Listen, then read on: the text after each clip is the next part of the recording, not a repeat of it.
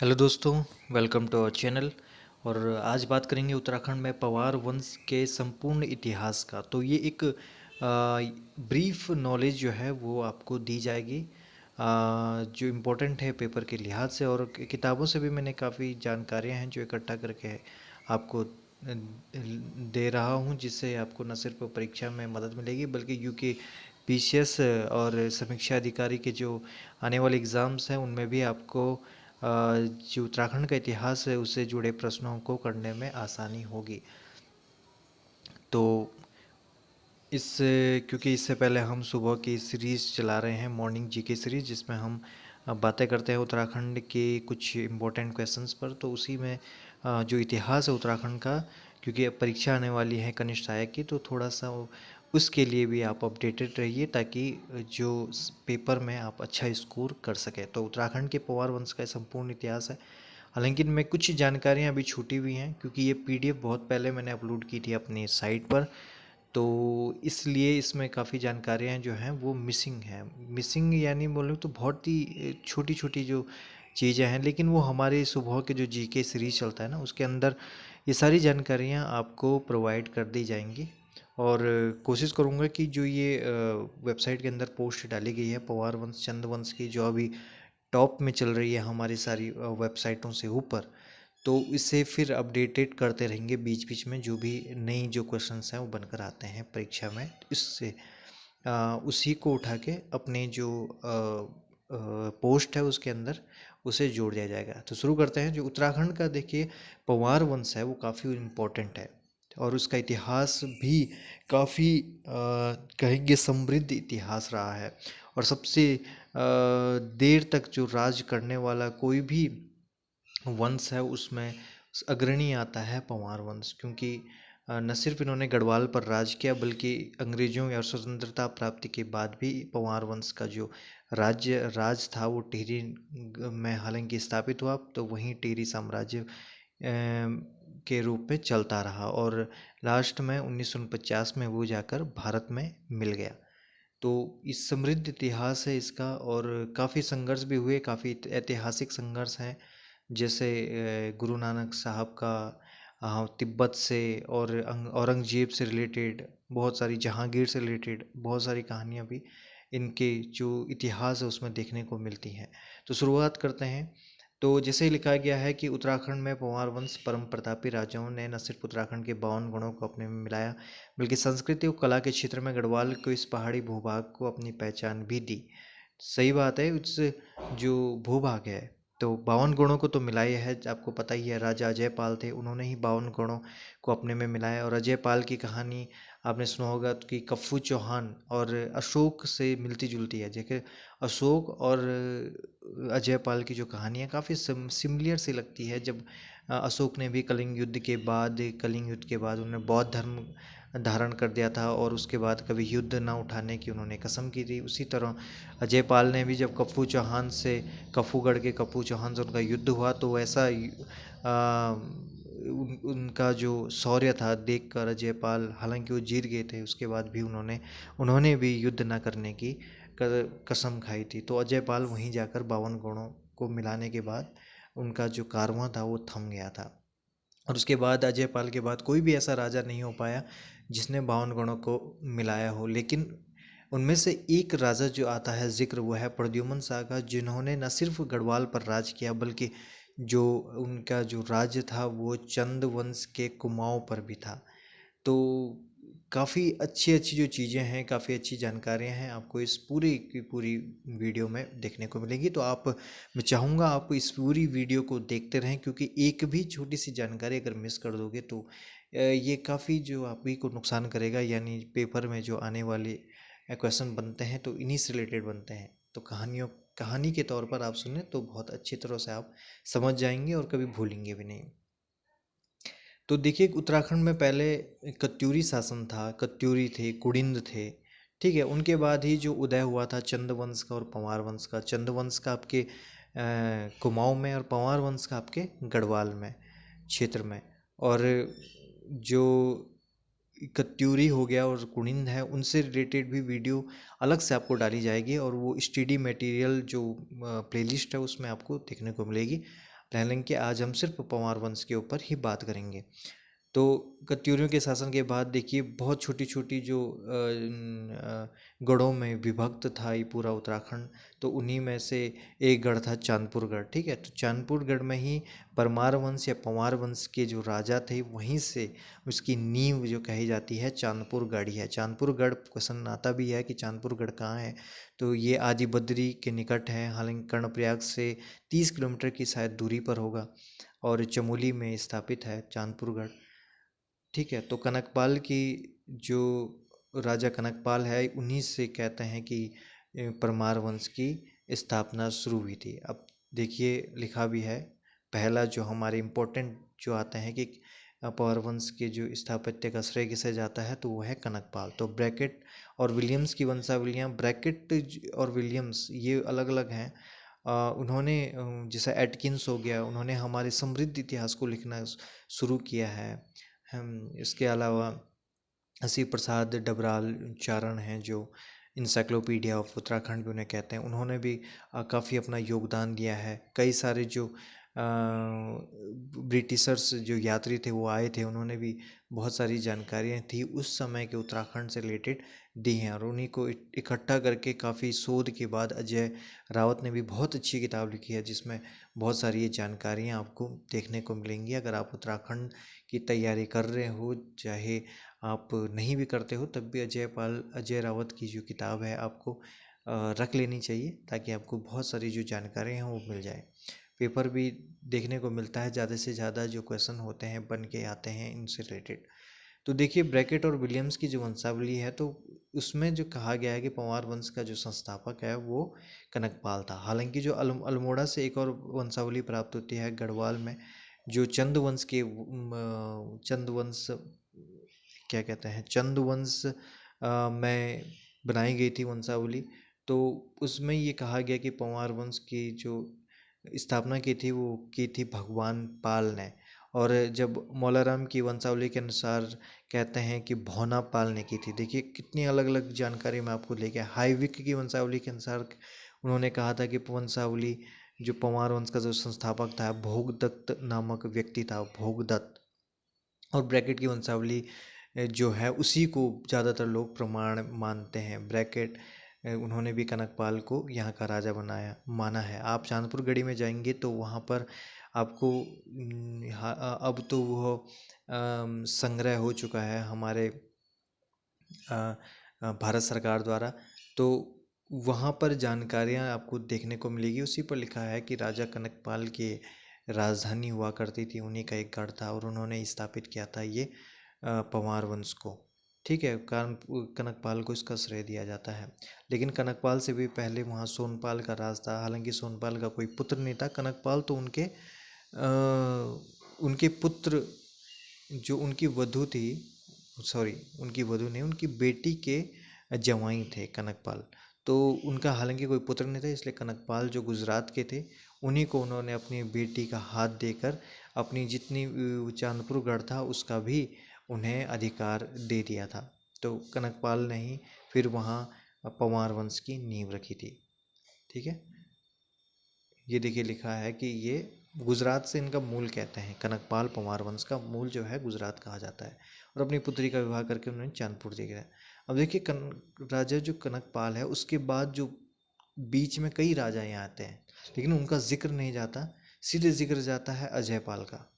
अजयपाल का क्यों जाता है? क्योंकि वो पंवार वंश के इतिहास में काफ़ी फेमस है, और उनका योगदान काफ़ी बड़ा है, और उन्होंने ही 52 गणों को मिलाया, और पंवार वंश जो आज जो इसका इतिहास रहा, जो उसका नींव है उसको लिखने का कार्य किया था अजयपाल ने।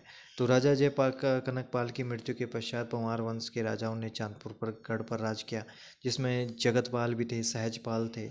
ठीक है, लेकिन सबसे ज़्यादा जो जिक्र आता है वो अजयपाल का आता है। तो कवि भरत कवि भरत हुआ करते थे उत्तराखंड के, बहुत ही फेमस है। उनकी एक पुस्तक है मनोदय, आप ये याद रखना क्योंकि ये एग्ज़ाम से रिलेटेड है और काफ़ी महत्वपूर्ण है। अजयपाल का जिक्र आता है कवि भरत की पुस्तक मनोदय में, और पूछते भी हैं मनोदय किसकी रचना है, तो वह है कवि भरत की। ठीक है। तो कवि ने उसमें जो अजयपाल की तुलना है वो कृष्ण से की है।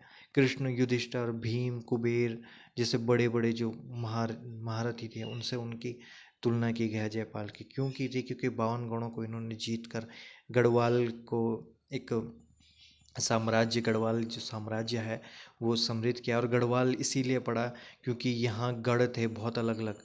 ठीक है, 52 गढ़ हुआ करते थे और जो जो राज करता था इन पर 52 गढ़ों पर वो उसे कहते थे गढ़वाला। इसीलिए ये सारा जो क्षेत्र है वो गढ़वाल पड़ा। और ये गढ़वाल नाम किसने दिया था? गढ़वाल नाम दिया था मौलाराम ने। गढ़वाल नाम आपके दिया था मौलाराम ने। ठीक है। तो अब नीचे चलते हैं कि राजा जयपाल ने जो कुल देवी है, हाँ, कुल देवी जो राजा जयपाल की है वो राजराजेश्वरी है। और राजराजेश्वरी जब वो उन्होंने अजयपाल ने 52 गणों को जीते उसके बाद वो श्रीनगर आए। ठीक है, इन श्रीनगर के देवलगढ़ में उन्होंने अपनी राजधानी उस टाइम थी और वहीं पर उन्होंने अपनी कुल देवी की भी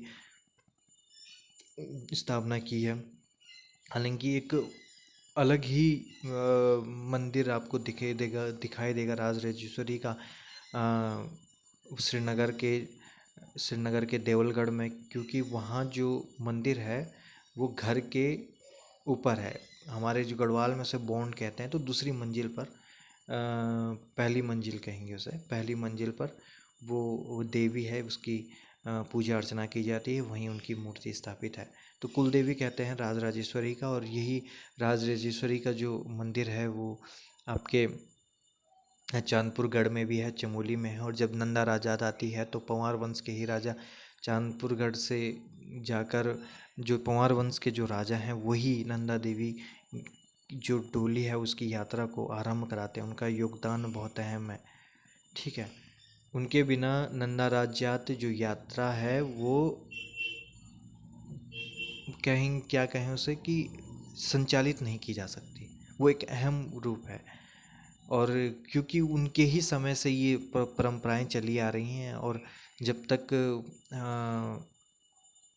तेल निकालने की एक प्रक्रिया होती है, तिलों का तेल और सरसों का तेल आप देखते होंगे, वो कूट के फिर वो चढ़ाते हैं देवी को। और वहीं सारे जो अन्न उन्न हैं वो चढ़ावे के बाद वो उसके बाद पूजा अर्चना होती है। उसके बाद जो टोली है जात यानी यात्रा है वो उसका शुभारंभ होता है। तो राजराजेश्वरी का उनकी कुल देवी है। ठीक है। और अजयपाल जो हैं गोरखा पंथ के बहुत बड़े अनुयायी थे। गोरखा बाबा गोरखनाथ जो हैं, बाबा गोरखनाथ जो बस गए थे नेपाल में। और नेपाल में बसने के कारण ही गोरख गोरखा जो पड़ा नाम, वो बाबा गोरखनाथ की जो पहाड़ियाँ थी जहाँ उन्होंने नेपाल में बसे थे, उसी की पहाड़ियों के वासियों को गोरखा कहा गया है।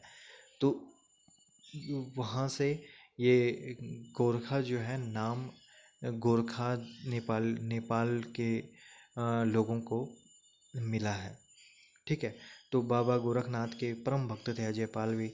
और वो काले वस्त्र पहनते। और चांदपुर गढ़ की एक, जब आप जाओगे कभी घूमने तो वहाँ एक बाहर मंदिर में आप अजयपाल की एक तस्वीर भी देखोगे जिनमें उन्होंने काले वस्त्र पहने हैं और ध्यान मुद्रा में बैठे हुए हैं।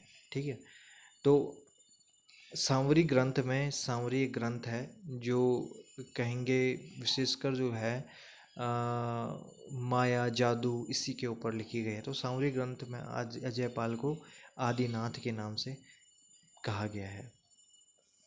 और अजयपाल जो हैं वो समय में चंद का जो राजा था वो कीर्ति चंद था। कौन था चंद का राजा उस टाइम? कीर्ति चंद वहाँ का राजा हुआ करते थे। और उन्होंने भी गढ़वाल पर आक्रमण किया था, हालांकि वे सफल नहीं हो पाए। कोई भी चंद वंश का जो राजा था वो कोई भी गढ़वाल पर सफल नहीं गया, बस लूटपाट मचाकर वो चले जाते थे। अजयपाल क्या जिक्र आया था, बाबा गोरखनाथ का जिक्र आया था, तो बाबा गोरखनाथ का जो एक गुफा भी है वो भी आपको श्रीनगर गढ़वाल में देखने को मिलती है। और श्रीनगर गढ़वाल में, और क्वेश्चन ये भी पूछा जाता है, पेपर में भी आता है, तो आपको उसका आंसर देना है श्रीनगर गढ़वाल। बात करते हैं सहजपाल की। तो अजयपाल का ये अजय के पाल के बाद सहजपाल आए तो उनका जिक्र आता है। हालांकि उनसे पहले भी कल्याण शाह विजयपाल, हंसदेव पाल, सुंदरपाल सिंहासन रूढ़ हुए, लेकिन उनके संबंध में कुछ खास जानकारी नहीं, क्योंकि ये उन्होंने कुछ ऐसा काम किया ही नहीं कि इतिहास में या ताम्रपत्र जो अभिलेख मिले हैं उनमें उनकी कुछ विशेष जो समृद्ध है, उनकी जो कार्य क्रियाकलाप है उनके बारे में विस्तृत जानकारियाँ मिल पाए। सीधे उसके बाद आता है सहजपाल का। और जो सहजपाल है वो उन्हें कहते हैं कि वो प्रजा का हित चाहने वाले थे, शत्रुओं का नाश करने वाले थे, दानी थे, विद्वान थे, आश्रयदाता थे, चतुर राजनीतिज्ञ थे। ठीक है। तो सहजपाल की जो जो उनका शासन मिलता है वो 1548 से 1561 ईस्वी पूर्व में देखने को मिलता है। उसके बाद आते हैं मानसा। और मानसा का तो बहुत ज़्यादा योगदान रहा पंवार वंश में भी, क्योंकि मानसा ने सबसे पहले जो तिब्बत यात्रा थी, तिब्बत पर आक्रमण करने वाला राजा भी मानसा ही थे। तो सहजपाल के बाद मानसा ने पंवार वंश के राजाओं की स्पष्ट रूप से जानकारी नहीं मिलती, लेकिन मनोदय काव्य में रचना में मानसा के ही समय में हुई थी। तो मानसा के समय में ही मनोदय काव्य की रचना हुई थी। ये काफ़ी इंपॉर्टेंट जानकारी है। मनोदय अभी बताया था कवि भरत की ये रचना थी, और ये पूछा भी जाता है कवि भरत। ठीक है। उनकी ही लिखी हुई पुस्तक है मनोदय, और ये काव्य एक रचना है जिसमें अजयपाल का भी जिक्र आता है। और मानसा के वक्त ही ये कवि भरत हुआ करते थे उन्हीं के दरबार में, और उन्होंने ये रचना की थी। तो उनमें मानसा जो थे मुग़ल राजा अकबर और जहांगीर के समकालीन थे। और मानसा के बारे में कहते हैं कि देवप्रयाग के क्षेत्रफल रघुनाथ मंदिर के शिलालेख से उनके जो अभिलेख प्राप्त हुए, और उनमें जो है उन्होंने लक्ष्मी चंद था जो लक्ष्मी चंद उनके साथ उनका युद्ध हुआ था। लक्ष्मी चंद चंदवन का शासक है, जिसे लखुली बिराली के नाम से भी जाना जाता था लक्ष्मी चंद को, और उनके साथ इनका युद्ध का जिक्र मिलता है। मैं बता रहा हूँ मैंने बताया भी था कि चंदवंश ने काफ़ी सारे आक्रमण गढ़वाल पर किए, लेकिन वो सफल नहीं हो पाए। सिर्फ लूटपाट मचा कर वो वापस अपने यहाँ चले जाते हैं। बद्रीदत्त पांडे के कुमाऊँ के इतिहास के अनुसार मानसार जो है वो कुमाऊँ पर आक्रमण करके लक्ष्मी चंद को बुरी तरह हराया था। ठीक है। तो ये मिलता है बद्रीदत्त पांडे के कुमाऊँ के इतिहास में देखने को मिलता है।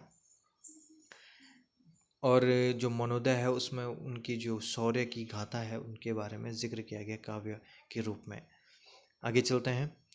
मानसा के बाद आते हैं श्यामशाह। ठीक है। तो मानसा के मृत्यु के बाद उनके पुत्र हुए श्यामशाह, वो गद्दी पर बैठे। और जहांगीर जो नामा है उसमें श्यामशाह ने मुग़ल दरबार उसमें जिक्र आता है श्यामशाह का, क्योंकि उन्होंने मुग़ल दरबार में घोड़े हाथी उपहार में भेंट किए थे। और जो मानसा के समय मैंने कहा था उन्होंने तिब्बत पर आक्रमण किया था, तो तिब्बत में व्यापार पहले से होता है। भूटांतिक जो कहते हैं, हमारे यहाँ भोटिया आप उन्हें कहते हैं। तो तिब्बत प्रदेश के साथ साझा व्यापार हमारे, या कहें तो उत्तराखंड वासियों के उस समय के पंवार और चंद्रवंश के दोनों के हुआ करते थे। तो उस समय लुटेरे बड़े होते थे उस मार्ग पर, और मानसा ने उसे उनका दमन करने के लिए तिब्बत पर चढ़ाई की थी। उसके बाद श्यामसा जो उनके पुत्र हैं उन्हीं के नक्शे कदम पर चलते हैं, और उन्होंने भी तिब्बत जो लुटेरे थे उनका दमन करने का काम किया था। तो श्यामसा को कहते हैं कि काफ़ी एक विलासी राजा थे। और तो श्यामसा को कहते हैं कि कोई भी जो संतान प्राप्ति थी वो नहीं हुई, इसलिए जो श्यामशाह है उनकी मृत्यु हो गई। और श्यामशाह की मृत्यु में कहते हैं कि उनकी 60 रानियों को सती का जिक्र उल्लेखित है। देखो ये काफ़ी इम्पोर्टेंट है, क्योंकि ये भी पूछा जाता है कि किस पंवार वंश के किस शासक के समय उनकी पत्नियों के सती का या सती प्रथा का उल्लेख देखने को मिलता है। तो वो श्यामशाही थे जिनकी 60 रानियाँ थी, क्योंकि पुत्र की ने किसी से प्राप्ति नहीं हुई थी, और तब उन्हें क्या करना पड़ा, सती होना पड़ा था। तो उसी समय ये जिक्र भी देखने को मिलता है। और श्यामशाह के बाद क्या होता है, क्योंकि उनका कोई पुत्र नहीं था तो उनके चाचा थे महपति शाह। ठीक है। तो महपति शाह गद्दी पर बैठते हैं श्यामशाह के बाद। तो महपति शाह गद्दी पर बैठते हैं, और महपति शाह कहते हैं कि बहुत ही प्रतापी जो राजा थे महपति शाह भी हुआ करते थे, क्योंकि ये ज़्यादातर इनका जो समय था वो युद्ध में बीता था। और इनके काफ़ी जो प्रसिद्ध लड़ाके थे वो थे माधो सिंह भंडारी, जो बहुत बड़े सेनापति रहे और सब जानते हैं मलेथा के गुल मलेथा की कहानी को। तो माधो सिंह भंडारी उनके सेनापति हुआ करते थे। महपति शाह की ही जो पत्नी थी वो रानी कर्णावती थी, ठीक है, रानी कर्णावती थी। और इनके जो पुत्र हैं वो भी काफ़ी प्रसिद्ध हुए, पृथ्वीपति शाह। और उनकी जो रानी थी वो भी काफ़ी शौर्यवान थी, काफ़ी साहसी थी, वो भी किसी के आगे झुकी नहीं।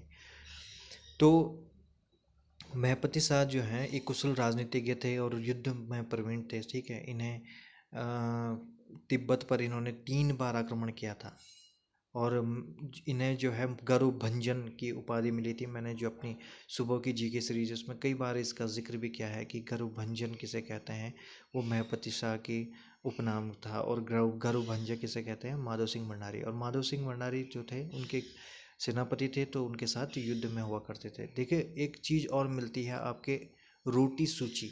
और इसका जिक्र कभी कभी क्वेश्चन पूछा भी गया है और हो सकता है आने वाले एग्ज़ाम के अंदर फिर पूछा जाए। तो महपति शाह ने रोटी सूची की शुरुआत की थी, ठीक है। तो इस रोटी सूची में क्या होता था कि जो ब्राह्मण थे उनको बिना कपड़े उतारे भोजन की पहले कपड़े उतार कर भोजन बनाने की पहले प्रथा थी। लेकिन रोटी सूची आने का, क्योंकि तिब्बत में जो वातावरण था वो ठंडा था, तो वहाँ क्या हो गया, उन्हें कपड़े पहनने की इजाज़त दी गई। वहीं उन्हें रोटी और वहीं जो ब्राह्मण थे कुछ एक चुनिंदा ब्राह्मण उन्हीं के हाथ से जो रोटी थे पहले वो खाते थे, जिन्हों सिरोला ब्राह्मण भी पहले कहते हैं। लेकिन जब रोटी सूची महपति शाह ने शुरू की तो उसमें जो क्षत्रियों के हाथ से ब्राह्मणों को रोटी खाने की जो प्रथा थी उनकी उसकी शुरुआत हो चुकी थी। तो ये सब हुआ था महपति शाह के, पहले नहीं खाते थे, बाद में रोटी सूची के बाद ये प्रथा शुरू हो गई थी, ठीक है। और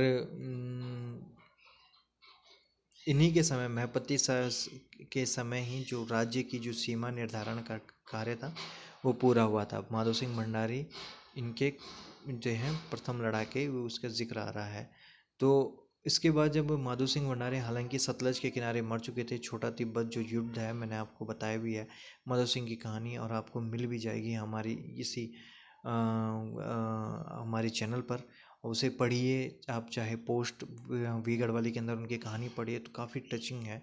और उनकी जो सतलज के किनारे उनकी मृत्यु हो जाती है, तो युद्ध में वो क्या होते हैं कि वो काफ़ी घिर जाते हैं काफ़ी ज़्यादा सैनिकों से, तो वो तुमुल युद्ध करते हैं, यानी अकेले ही सबसे भिड़ जाते हैं। और उसके बाद वो घायल हो जाते हैं, काफ़ी घायल होने के बाद वो नीचे ज़मीन पर गिर जाते हैं। तो हालांकि कहते हैं कि उनके जो माधो सिंह भंडारी के सैनिक जो थे उनका मनोबल न टूटे, इसलिए माधो सिंह भंडारी क्या हुए, उन्होंने खुद को अपने सैनिकों को कहा कि मुझे तुम आग में हल्का भूनो और मेरी पालकी बनाओ और कहीं पर बिठा दो, ताकि जो जो मेरे जो सैनिक हैं, लड़ाके हैं, उनके अंदर फिर जोश आए मुझे ऐसा देखकर। तो उनकी इस बलिदान की जो कहानी है वो उसके अंदर मैंने आपको बताई है छोटा तिब्बत में। तो उनको उनके सैनिकों ने मना किया, लेकिन उन्होंने जब अपनी हट पर आ गए और उन्होंने उन्हें आदेश दिया तो आदेश का पालन करना ही था। और उसके बाद उन्हें आग में हल्का भुना गया। और उसके बाद उनकी जो मूर्ति के जो बैठी जो मूर्ति थी, यानी योग मुद्रा में उन्हें बैठाकर बैठे हुए जो थी उन्हें पालकी में बिठाया गया। और उसके बाद युद्ध के क्षेत्र में बीच में लाया गया सैनिकों के। और उसको उनको देखने के बाद उनके सैनिकों के अंदर काफ़ी करुण जो करुणा भी आई, अपने बलिदान देखकर अपने सेनापति की, जो वीर सेनापति की। और उसके बाद उनके अंदर जोश भी आया और उन्होंने तिब्बत छोटा तिब्बत युद्ध कहते हैं उसको, उस अपने शत्रुओं को करारी शिकस्त दी है। तो ऐसे ही जो वीर थे माधो सिंह भंडारी, उनकी शौर्य गाथा भी काफ़ी कहानी जो चर्चे हैं काफ़ी ज़्यादा हैं। मलेथा की तो कहानी आपको पता ही, मलेथा में गुलों का उन्होंने निर्माण किया क्योंकि वहाँ पानी नहीं आता था, और पहाड़ काट कर उन्होंने गुलें लाकर मलेथा के इस भूमि को सींचा, और इसमें उन्होंने अपने पुत्र की भी बलिदान दिया था, ठीक है। तो देखो छोटा तिब्बत के बाद क्या हो गया था, महपति शाह भी काफ़ी परेशान हो गए क्योंकि वो काफ़ी उनका जो युद्ध काफ़ी ज़्यादा समय था वो युद्ध में गुजरा। तो जब वो आए तो उन्होंने क्या हुआ, ऋषिकेश से एक दिन यात्रा पर गए तो उनके बीच में नागा साधु मिले। तो नागा साधु थे, उनके हाथ में अस्त्र शस्त्र हुआ करते थे। नागा साधु तो आप जानते हैं, कोई भी वो वस्त्र नहीं पहनते हैं। तो वह देख के बड़े महपति शाह क्रोधित हुए, तो उन्होंने 3 नागा साधुओं को वहाँ मार दिया। लेकिन जब ब्राह्मणों ने कहा कि आपने बहुत बड़ा पाप कर दिया, तो इसका प्रायश्चित करने के लिए उन्हें कहा कि आप पीपल के कटोरे में बैठकर जल भरें या स्वर्ण गलाकर पिएं, जो प्रायश्चित की प्रथा, या युद्ध करते हुए लड़ते हुए आप मर जाएं, जान दे दें। तो ऐसे ही हुआ, उन्होंने युद्ध करते हुए उन्होंने फिर बलिदान हुए, और तिब्बती युद्ध में शायद इनकी भी जान चली गई थी। उसके बाद महपति शाह के बाद उनके जो रानी थी कन्ना, उनका जो पुत्र था पृथ्वीपति शाह, वो गद्दी पर बैठते हैं। लेकिन पृथ्वीपति शाह उस टाइम बहुत ही अमोघ आयु के, बोलेंगे कि बहुत ही कम आयु के थे। तो उनकी जो पत्नी थी वही उनके पुत्र के उनकी जो संरक्षिका की भूमिका निभाती हैं। और रानी कर्णावती का जिक्र आपने सुना होगा, काफ़ी परम प्रतापी रानी ये हुआ करती थी। और गढ़वाल की एक ऐसी रानी थी जिन्होंने मुगलों से भी जो डरी नहीं, और उन्होंने मुगल सेना का काफ़ी जांबाजी से जंग लड़ी। और नजापत खां उस टाइम मुगल सेना के नेतृत्व कर रहे थे। असल में इनकी कहानी ऐसी है कि जो नजाबत खां था, वो जहांगीर के समय की एक कहानी है। तो उन्हें जिक्र आता है, जब महपति शाह की मृत्यु हुई तो संरक्षिका एक महिला के द्वारा उत्तराखंड में शासन का जो पता चलता है दिल्ली में। तो चंद वंश थे इस का जो लाभ उठाता है, क्योंकि चंद और परमार दोनों के ही काफ़ी अच्छे संबंध थे आपके मुगलों से, यानी दिल्ली से काफ़ी अच्छे संबंध थे। तो ऐसा जिक्र आता है कि वो उनको पता चला एक लड़की वहाँ गढ़वाल पर क्या कर रही है, शासन कर रही है। तो इसका जो उन्होंने अपने दिल्ली साम्राज्यवाद की उस टाइम प्रथा हुआ करती थी, तो उसे मिलाने के लिए उन्होंने सेना जो है नजाफत खां के नेतृत्व में गढ़वाल पर चढ़ाई की। और कहते हैं कि कम से कम 2-3 लाख जो थी सैनिक उसमें हुआ कर उस सेना में थे। लेकिन फिर भी जो है रानी कर्णावती इससे घबराई नहीं, और अपने जो वीर जो सैनिकों को है वो देहरादून पर युद्ध करने के लिए भेजते हैं। और जो मुगलों की जब देखते हैं यहाँ के वीर सूरवीरों के युद्ध को, तो उनके भी पांव उखड़ जाते हैं। ठीक है, तो जो बचे हुए होते हैं युद्ध में, और नजापत खां भी उसमें पकड़ा जाता है, तो रानी कर्णावती उन सब की नाक काट कर वापस उन्हें भेज देती है। ताकि क्यों काटती हैं, क्योंकि उन्होंने हिम्मत की थी कि गढ़वाल जैसे क्षेत्र पर अपनी निगाह उठाने की। तो उसी के जो शर्म और उन्हीं को नीचा दिखाने के लिए वो इस तरह का काम करते हैं, उनकी नाक काट कर उन्हें वापस भेज देते हैं। तो इसके बाद जो है कहते हैं कि जो मुगल है, कहीं जिक्र नहीं मिलता है इसका, इस कहानी का। क्योंकि जो जो होता है कि जहांगीर, ठीक है, तो नहीं, ये जहांगीर नहीं है, शाहजहाँ होंगे, जहांगीर नहीं थे, शाहजहाँ। तो वो क्या होता है कि इसका जिक्र कहीं नहीं मिलता है। क्यों नहीं मिलता है, क्योंकि शाहजहाँ ने वो ऐसी शर्मनाक जो खबर थी कि एक रानी के हाथों, गढ़वाल जैसे एक छोटे राज्य के हाथों, उनके जो 1 लाख से अधिक जो सैनिक हैं उनकी ऐसी दुर्गति होती है, तो वो उसका इतिहास को छुपाने की कोशिश की जाती है। लेकिन फिर भी इसका पता चल ही जाता है जब उसमें जिक्र आता है कि उनके जो सेनापति हैं नजापत खां, ये क्या कर देते हैं, आत्महत्या कर देते हैं। और क्योंकि उन्हें जो है भारी अपमान का सामना करना पड़ता है। तो तभी इस उत्तराखंड के उनके समृद्ध जो रानी कर्णावती के जो साहस है, उस कहानी का पता फिर भी चल ही जाता है। उसके बाद देखिए, रानी जब पृथ्वीपति शाह थोड़े बड़े हो जाते हैं, यानी वयस्क हो जाते हैं, उसके बाद वही गद्दी संभालते हैं। तो तब उन्हीं के शहंशाह जो शाहजहाँ के जो पुत्र हैं औरंगजेब और पृथ्वीपति शाह, उनकी कहानी देखने को मिलती है। जब औरंगजेब जो हैं जो शाहजहाँ होते हैं, वो गद्दी पर लेटे हुए थे। शाहजहाँ के भी 3 पुत्र थे, ठीक है। तो दारा शिकोह उनमें से एक था, औरंगजेब उनमें से एक था, ठीक है। तो दारा शिकोह और औरंगजेब के बीच सत्ता के लिए युद्ध होता है, इसमें औरंगजेब जीत जाता है। तो दारा शिकोह का जो पुत्र होता है सुलेमान शिकोह, वो भाग कर कहाँ जाता है, श्रीनगर आ जाता है, श्रीनगर गढ़वाल की राजधानी में। और पृथ्वी प्रताप शाह, जो पृथ्वीपति शाह, उन्हें अपनी राजधानी में शरण देते हैं। इससे क्या होता है कि औरंगजेब होता है काफ़ी नाराज़ होता है और पृथ्वीपति शाह को धमकाने की कोशिश करता है, कई बार चेतावनी भी देता है। लेकिन पृथ्वीपति शाह जो हैं वो इन धमकियों से डरने वाले नहीं थे। जिनके पिता महपति शाह हो, काफ़ी जिनकी माता कर्णावती हो, भला वो क्यों पृथ्वी ये औरंगजेब से डरने लगे, आप खुद सोचिए। तो वो उन्हें उनकी जो कोरी धमकियां हैं उन्हें वापस कर भेज देते हैं। उन्हें पता था ऐसा दुस्साहस वो कर नहीं सकता युद्ध जैसा, क्योंकि पहले ही उन्हें नीचा दिखा चुके हैं उनकी जो माता जी हैं। तो लेकिन उनके साथ गद्दारी करते हैं पृथ्वीपति शाह के साथ उनके ही पुत्र मेदिनी शाह।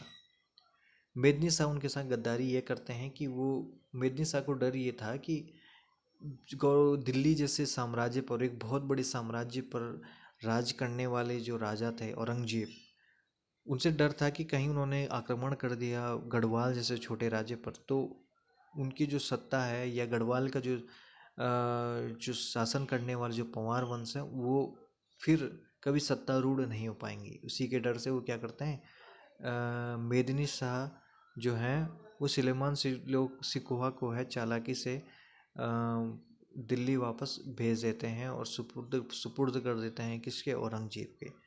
तो इससे पृथ्वीपति शाह काफ़ी नाराज़ होते हैं और मेदिनी शाह को देश निकाला कर देते हैं।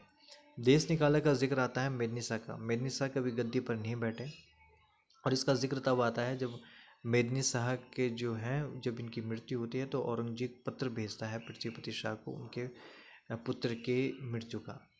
तो तब जाकर इस चीज़ की घटना की भी जानकारी प्राप्त होती है, ठीक है। उसके बाद देखिए मेदिनी शाह, तो जो मेदिनी शाह है ये है मेदिनी शाह, तो ये उत्तराधिकारी थे पृथ्वीपति शाह के, मेदिनी शाह। लेकिन सुलेमान सिकोहा देखे इतिहासकारों के अनुसार सुलेमान सिकोह मुगलों के हाथों सौंप दिया गया, ठीक है। तो पृथ्वीपति शाह ने इसे गद्दारी के रूप में देखा। क्यों देखा, क्योंकि उन्होंने अपनी जबान दी थी सुलेमान सिकोहा को, उन्हें शरण दिया था अपने यहाँ और राजपुताना खून था, तो वो कैसे किसी शरणार्थी को ऐसी मृत्यु के हाथों सौंप सकते थे, यानी मृत्यु के घाट उनकी आंखों के सामने उन्हें मृत्यु को औरंगजेब को सौंप सकते थे। तो मेदिनी शाह ने जब ये किया तो उन्होंने उसे अपना क्या कहते हैं गद्दारी के रूप में देखा और मेदिनी शाह को क्या कर दिया, देश निकाला कर दिया, ठीक है।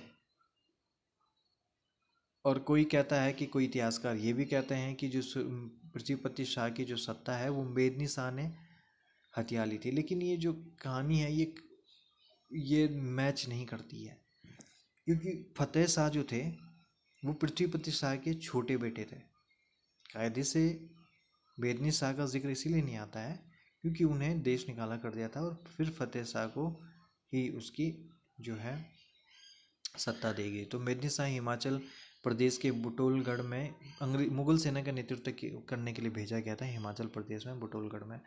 वहीं जो है औरंगजेब दून क्षेत्र वापस दे दिया था, क्योंकि मेदिनी शाह ने बुटोलगढ़ को जीत लिया था। तो दून का जो समृद्ध क्षेत्र था वो वापस उन्हें पृथ्वीपति शाह के ही कहने पर, सॉरी, मेदिनी शाह के कहने पर ही उन्होंने फिर से पंवार वंश को वापस दे दिया था। क्योंकि उसके बाद दूसरी घटना होती है रानी कर्णावती के बाद कि फिर से चंद वंश और ये मुगल एक साथ मिलकर गढ़वाल पर आक्रमण करते हैं। ये जानकारी इसलिए मैं नहीं बता रहा हूँ आपको क्योंकि पेपर में नहीं पूछा जाता है, नहीं पूछा जाता और काफ़ी लंबी जानकारियाँ हैं, इसलिए मैंने मेन जो चीज़ें हैं वही आपको दे रहा हूँ। जो टॉनिक होती हैं, ये सप्लीमेंट जो है अलग अलग वाली, वो आपको बाद में मैं पूरा जो इतिहास है वो उसके मैं बताता रहूँगा कहानी के तौर पर, या उसका जिक्र आपको वीडियोस के रूप में अलग अलग जीके के क्वेश्चन के रूप में देता रहूँगा। तो देखिए जो हाँ, तो जो मेदनी शाह है उसी के समय जो कहते हैं कि जो डोटी, डोटी मतलब नेपाल राजा, तो डोटी का जो रेका हुआ करते थे उस टाइम रेका बोलते थे उन्हें, तो गढ़वाल की सेना और कुमाऊं पर आक्रमण किया था। तो डोटी मतलब गोरखाओं ने और क्या कहते हैं चंद वंश ने, दोनों ने मिलकर गढ़वाल पर आक्रमण किया था। और उस समय कौन था? उद्योत चंद, उद्योत चंद था वहाँ का, यानी कुमाऊं पर उस टाइम सत्तारूढ़। ठीक है, तो इसका भी जिक्र देखने को मिलता है मेदिनी शाह की ही कहानी में। और जो गोरखा चंद वंश थे, इनके काफ़ी अच्छे संबंध थे गोरखाओं से। और कहते हैं कि सबसे जो है अंग्रेज़ों के टाइम जब गोरखा आया तो इन्हीं का सबसे पहले समूल नाश हो चुका था, चंद्रवंश का। इनका कोई उत्तराधिकारी भी नहीं मिला अंग्रेज़ों को। तो ये बार बार आक्रमण करते थे और उस समय जो काफ़ी ज़्यादा बैर था दोनों का, आपके पंवार वंश का और चंदों का, कह सकते हो, उनको गढ़वाल और कुमाऊं का काफ़ी बैर था। ठीक है, क्योंकि हमेशा ये लड़ते रहते थे किसी न किसी कारणवश। और चंद वंश के तो ज़्यादा ही कुछ आक्रमण करते थे गढ़वाल पर। उनकी जब चंद वंश का जिक्र करूँगा तो आपको इसकी सारी जानकारी पता चल जाएगी। तिल्लू रौतेली का भी इसमें जिक्र आएगा उसी कहानी में, तो वहीं मैं आपको बताऊंगा चंद वंश वाले में तिल्लू रौतेली जो गढ़वाल में थी। ठीक है, तो चंद के द्वारा कैसे ये कहानी थी वो भी, उसका भी जिक्र किया जाता है। हालांकि मैंने ये वीडियो डाली है शायद, ये तिल्लू रौतेली के बारे में एक अलग से पोस्ट लिखी है वेबसाइट के अंदर vgढ़वाली.com। आप जाके उन्हें पढ़िए। आप एक बार एक तरफ से कहानियाँ पढ़ना शुरू कर देंगे, जितनी भी मैंने मटेरियल डाला है उसे पढ़ेंगे तो वो इनफ है कोई भी एग्ज़ाम क्रैक करने के लिए, क्योंकि वो जानकारियाँ बहुत ही समृद्ध हैं और काफ़ी जगहों से ढूंढ कर मैं आपके लिए लाया हूँ। बहुत सारी किताबें मैंने भी पढ़ी, बलूदी हो गया, उनकी किताबें हो गई, आपके कुमाऊँ का इतिहास जो हैं, ठीक है, राहुल संकृत्यायन ने भी लिखी थी। और आपके जो जिक्र किया मैंने अजय रावत के, उनकी कहानी, उनकी जो किताब है वहाँ से भी मैच करता हूँ। थोड़ी बहुत जानकारी मुझे जहाँ जहाँ से मिलते हैं। उसके अलावा एक दो और लेखक हैं, उनके नाम मुझे याद नहीं आ रहे हैं, उनकी भी मेरे पास बुक पढ़ी हैं, तो वहाँ से ये जो सारी कहानियाँ, उनको इसलिए मज़ा आता है। इंसाइक्लोपीडिया टाइप का एक आप ले ही लीजिए, डबराल जी, उनकी अगर आपको किताब मिलती है तो उनमें भी काफ़ी अच्छी अच्छी जो चीज़ें हैं, जो कहेंगे कि निचले स्तर पर, ग्रामीण स्तर पर क्या होता था, वो सारी जानकारियाँ आपको मिलती रहेंगी। आगे चलते हैं, किसके बारे में बात कर रहे थे हम? पृथ्वीपति शाह के बाद मेदिनी शाह की जिक्र कर रहे थे। तो मेदिनी शाह के बाद कहते हैं कि फतेह शाह। ठीक है, वो पृथ्वीपति शाह के बाद हालांकि फतेह शाह का ही जिक्र आता है, मेदिनी शाह का जिक्र ज़्यादा नहीं आता है। तो फतेह शाह जो थे, मेदिनी शाह की मृत्यु के बाद पंवारंस का जो राजा थे वो फतेह शाह बन रहे हैं। फतेह शाह के शासन काल के दौरान ही सिख जो जो सिख मुस्लिम में उत्कीर्ण अभिलेख और सिख मुस्लिम ग्रंथों को देखने को, तो फतेह शाह का है जिक्र देखिए, वो मुस्लिम काल में भी देखने को मिलता है। हालांकि मुस्लिम जितने भी उस टाइम का इतिहास लिखा है उसमें भी, और सिख में भी। क्यों सिख में मिलता है? क्योंकि जो फतेह शाह है और नानक साहब थे, गुरु नानक साहब, उनका जो युद्ध है उसका जिक्र देखने को मिलता है। ठीक, और फतेह शाह की जो, नहीं, गुरु नानक साहब नहीं थे, गुरु गोविंद सिंह होगा। अभिलेख व सिख मुस्लिम ग्रंथों को देखने को मिलता है। फतेह शाह की सत्ता के दौरान ही दरबारी कवि रामचंद्र कंडियाल फतेह शाह युसो वर्णन, तो देखो ये काफ़ी इम्पोर्टेंट है, ये आपको ध्यान रखना है। जो रामचंद्र कंडियाल थे उन्होंने कौन सी पुस्तक लिखी थी? फतेह शाह युसो वर्णन। ये हुए करते थे फतेह शाह के दरबारी कवि। आपको ये याद रखना है, पेपर के अभी तक पूछा नहीं गया लेकिन पूछ सकते हैं, तो इसे आप एक एक्स्ट्रा नॉलेज के तौर पर कैसे भी याद रखें। जो रामचंद्र कंडियाल थे वो थे, एक ऊपर हमने मनोदय की बात की, मनोदय कवि भरत की बात, और नीचे ये है रामचंद्र कंडियाल जिन्होंने फतेह शाह युसोवर्णन काव्य लिखा। तो फतेह शाह और सिरमौर का जो राजा था, जो इस टाइम हिमाचल के अंदर आता है, तो उनके बीच होता था युद्ध है, जो बाराहगढ़ का जो कहते हैं कालसी पर अधिकार जमा लिया था सिरमौर के राजा ने।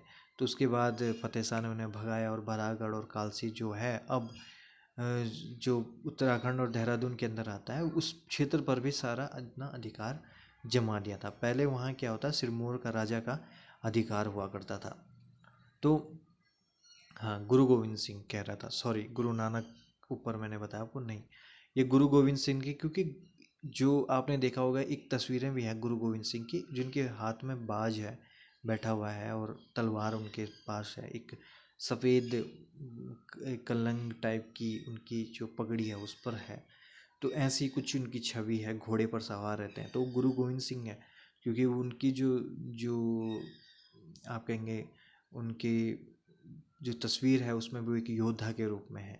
तो गुरु गोविंद सिंह और फतेह शाह के बीच ये तनातनी देखने को मिलती है। हालांकि गुरु गोविंद सिंह और फतेह शाह काफ़ी अच्छे मित्र थे, लेकिन सिरमौर का जो राजा था वो भी गुरु गोविंद सिंह का बहुत अच्छा भक्त था, और उसी के कारण ही गुरु गोविंद सिंह, सिरमौर का राजा क्या करता है, गुरु गोविंद सिंह को कहता है कि आप आइए देहरादून पर डेरा, मतलब अपना जो डेरा है वहाँ जमाइए। तो गुरु गोविंद सिंह आ जाते हैं, उन्हें पता नहीं रहता उस समय फतेह शाह और जो सिरमौर के राजा के बीच तनातनी का, ये कालसी वाले क्षेत्र में कह रहा हूँ, तो वो देहरादून में डेरा जमा देते हैं। तो तभी से आपने देखा होगा गुरु गोविंद सिंह के वहाँ डेरा जमाने के कारण ही इसे देहरादून कहते हैं, यानी कि देहरादून होना था। ठीक है, तो गुरु गोविंद सिंह ने वहाँ सिंहों का भी काफ़ी शिकार किया था। इससे क्या हो गया, तो एक ऐसी छवि वाला व्यक्ति जो आपकी अपनी ये राज्य की सीमा पर बैठ जाए, तो उस समय की स्थिति आप सोचिए, आक्रमण तो हो गई, उस समय किसी पर भी भरोसा करना कैसे हो सकता। तो फतेह शाह ने वो युद्ध कर दिया था गुरु गोविंद सिंह से साथ। और राजा मेदिनी प्रकाश जो था उस समय सिरमौर का जो राजा था। ठीक है, आप देखिए फतेह शाह की जो सत्ता हुई थी उसी के दौरान ही देखिए ज्ञानचंद, जो मैंने सुबह भी आपको बताया था, दुधौली का युद्ध, दुधौली हुआ था ज्ञानचंद के बीच और फतेह शाह के बीच, दुधौली के युद्ध के बीच हुआ था। देखिए, और देखिए जो फतेह शाह ने है सिखों के सातवें जो गुरु हैं, गुरु राम राय, सॉरी गुरु, हाँ गुरु राम राय, सातवें गुरु हर राय के पुत्र हैं गुरु राम राय, उनकी को अपने राज्य में शरण दी थी। और मैंने ये भी बताया था आपको कि उन्होंने काफ़ी जो ज़मीनें हैं वो दान करी थी गुरु राम राय को। ठीक है, और फतेह शाह ने ही फतेहपुर जो नगर है उसकी भी स्थापना की थी।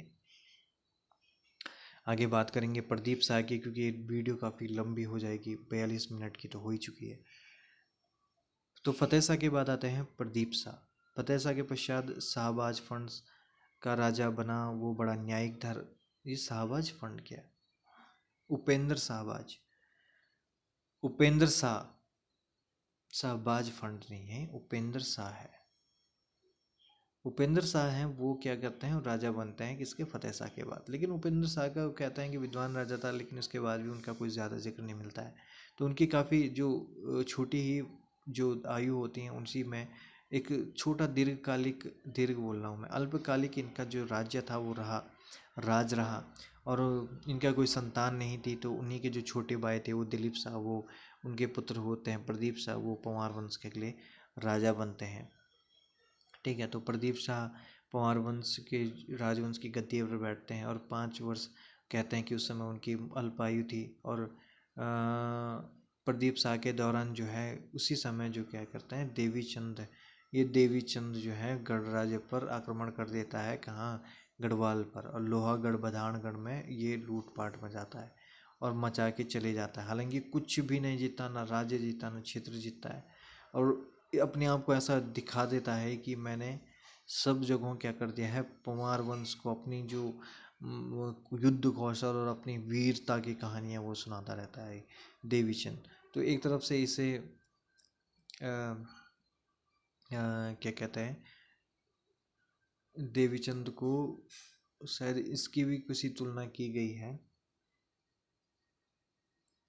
ये भी मेरे ध्यान में नहीं आ रहा, फिरोज शाह तुगलक के साथ की गई है,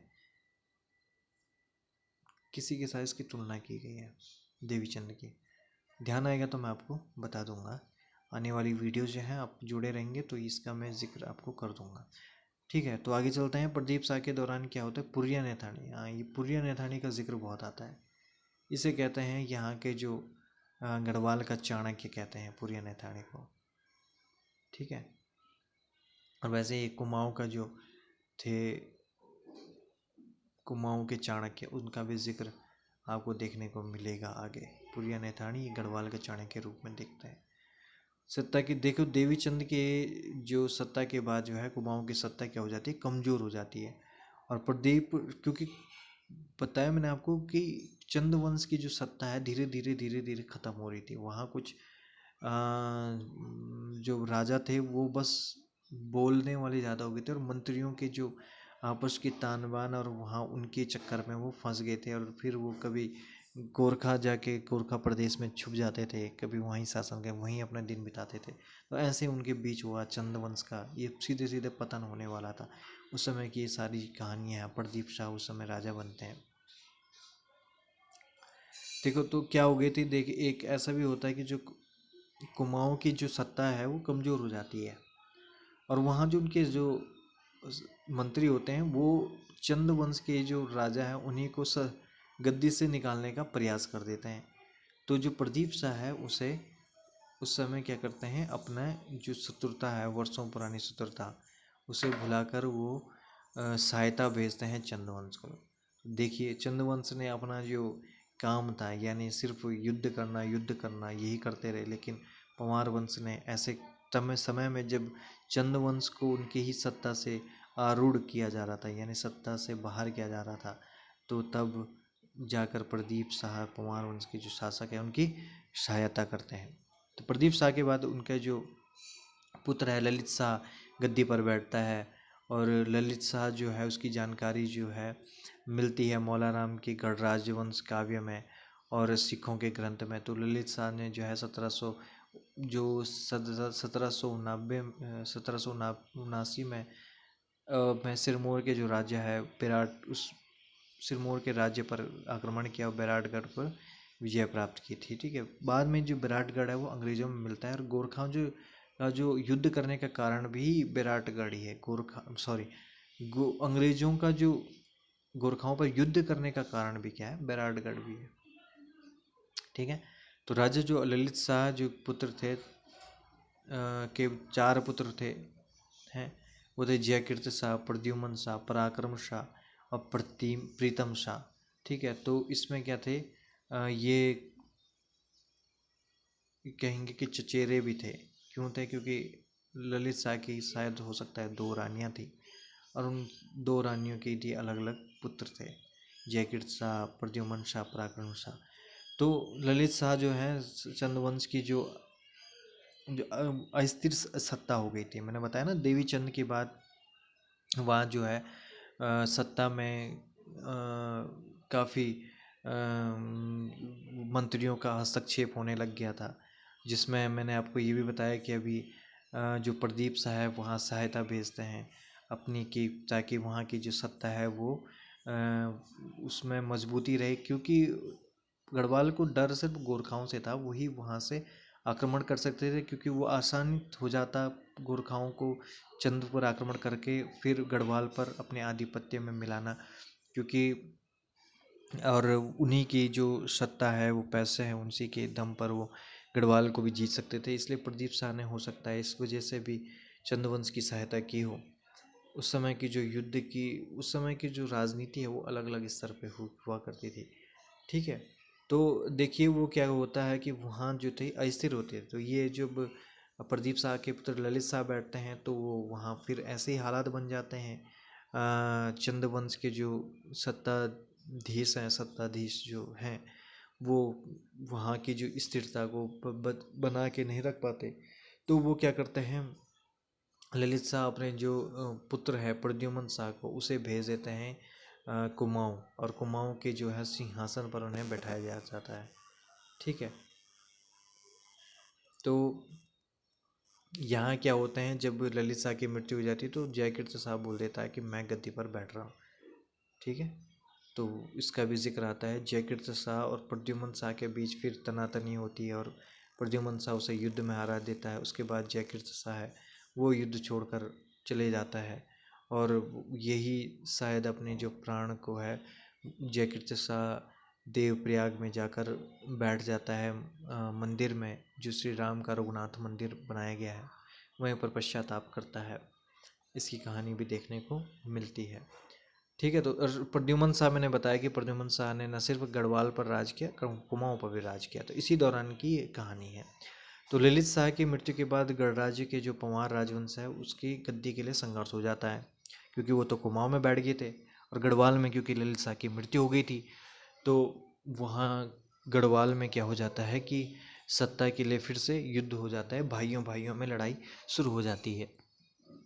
तो जयकीर्त शाह क्या है, खुद को गद्दी पर बैठा देता है। और जयकीर्त शाह और प्रद्युमन शाह क्या थे, दोनों सौतेले भाई भाई थे। तो इसलिए उन दोनों में परस्पर शत्रुता थी, और होते ही थे भाई के बीच शत्रुता, ये काफ़ी देखने को मिलता है राजपाट के लिए। तो क्या करता है प्रद्युमन शाह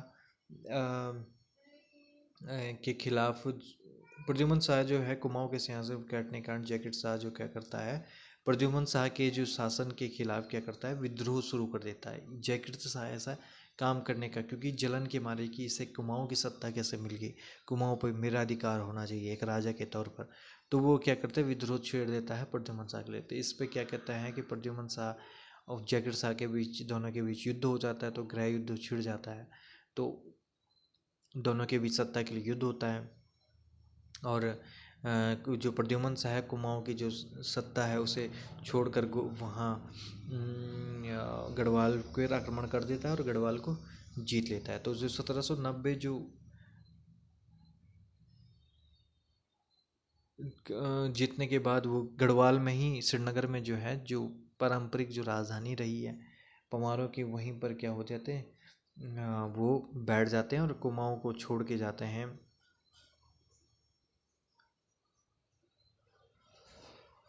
जोशी के पास। कुमाऊं को छोड़ के जाते हैं ये जोशी जी।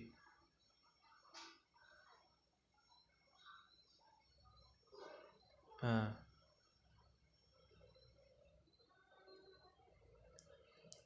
क्या जोशी है, ये नाम याद नहीं आ रहा मुझे अभी, सॉरी। ये इसका जिक्र करूँगा, जोशी हैं। कुछ चीज़ें से दिमाग से एकदम से गायब हो जाती हैं, चीज़ें याद रहती हैं पर जबान पे नहीं आती हैं। तो चलते हैं श्रीनगर की, जब गद्दी में बैठ कर गए तो श्रीनगर को छोड़ के गए वो जोशी के पास। इन्हें कुमाऊं का चाणक्य भी कहते हैं। खैर, तो प्रद्युमन शाह जब ऐसा करते हैं तो 1790 में क्या होता है, वहाँ जो महेंद्र चंद होता है वो बैठ जाता है कुमाऊं की गद्दी पर, क्योंकि वो चंद वंश का शासक रहता है। तो वो खुद को फिर वहाँ जनता से कहकर एक फिर विद्रोह हो जाता है, और जनता को अपने में मिलाकर वो वहाँ की गद्दी पर बैठ जाता है महेंद्र चंद जो है अंतिम शासक। लेकिन वो बहुत कमज़ोर होता है, और कमज़ोर होने के कारण क्या होता है कि, नहीं, दीपचंद है शायद, वो करता है ऐसा काम। और महेंद्र चंद तो अंतिम शासक था चंद्रवंश का।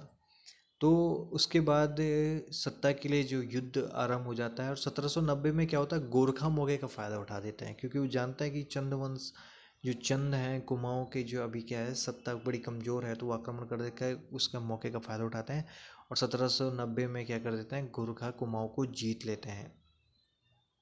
ठीक है।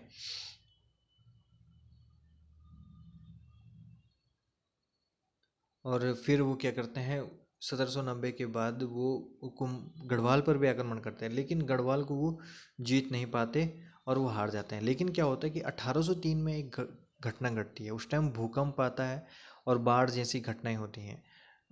तो गौना ताल आपने नाम सुना होगा, उसी टाइम की एक घटना है वो भी।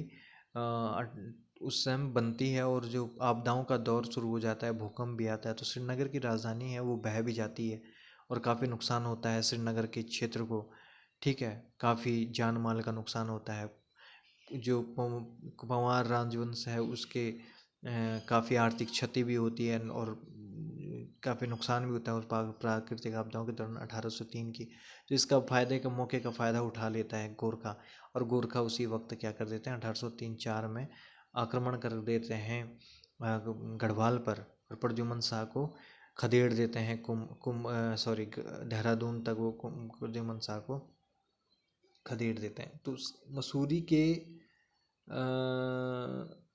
मसूरी में उनके साथ युद्ध होता है, ठीक है।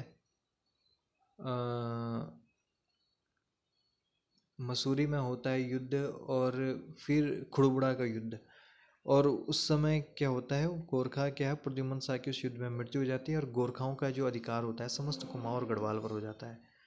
और कुमाऊं पर आक्रमण होने के बाद जो है उनके पुत्र जो है सुदर्शन शाह, वो अंग्रेजों से मदद मांगने के लिए चले जाते हैं। लेकिन क्या होता है, अंग्रेज बहुत बाद में, यह समझ लो तुम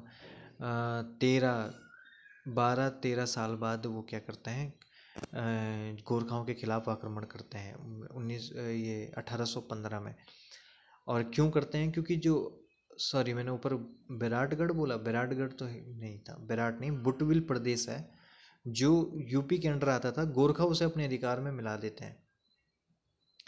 इस वजह से क्या करते हैं, गोरख जो बार बार आक्रमण कर रहे होते हैं, अंग्रेजी सत्ता को बार बार नुकसान पहुंचा रहे होते हैं, और बुटविल प्रदेश को भी लूट लेते हैं, अपने में मिला लेते हैं। इससे अंग्रेज क्या होते हैं, काफ़ी परेशान होते हैं, और पूरा जो युद्ध है वो आरंभ कर देते हैं।